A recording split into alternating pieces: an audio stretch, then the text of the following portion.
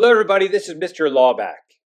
Today we're going to take a look at a famous political cartoon that captured public frustration from Thomas Jefferson's presidency, and a look at what happened in the wake of the controversial Embargo Act of 1807.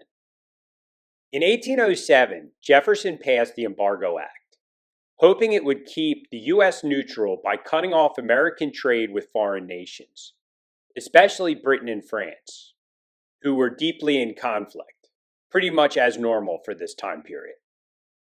So why did the US want to do this embargo? Well, the British and French were continually harassing US ships in the process of trade, hurting the US economy, and making many people in the US feel like they were being disrespected by both nations.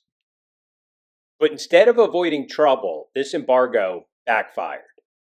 Rather than hurting Britain and France, it hurt American merchants, especially in port cities, and stifled the economy. Enter the iconic Ograbme cartoon, which you can see pictured here. This satirical cartoon shows a frustrated merchant trying to ship his goods, only to be stopped by a snapping turtle labeled Ograbme, which is embargo spelled backwards. The turtle bites down on the merchant, representing how the embargo was clamping down on Americans. In the background, Jefferson is shown observing, seemingly indifferent, almost as if he doesn't care. The cartoon captured how the embargo felt like a burden on the U.S. itself, rather than a strategy against foreign powers. So what happened next? Public frustration kept growing until, in 1809, Congress repealed the Embargo Act. However, they still wanted to keep up the pressure on Britain and France, so they passed the Non-Intercourse Act, which allowed trade with all countries except Britain and France. This was intended to protect the U.S. trade interests without a full embargo, but it didn't have much success, as Britain and France continued interfering with American ships.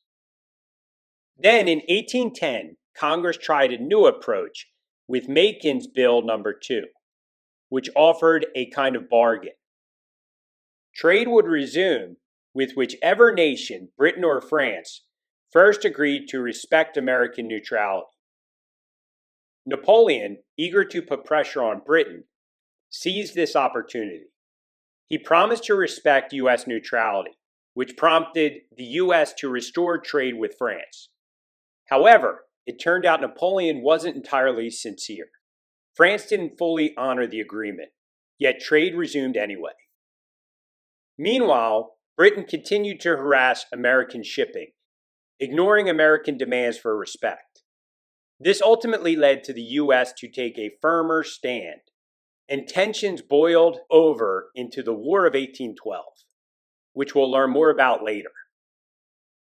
Looking back, it's clear how Jefferson's embargo, along with the politics that followed, led the U.S. further down the path toward conflict. What started as a plan to keep America out of European struggles ended up entangling the young nation even deeper. So thanks for joining me, and I hope you better understand this time period and the Ograbme political cartoon and the escalating events that followed. Have a great rest of the day.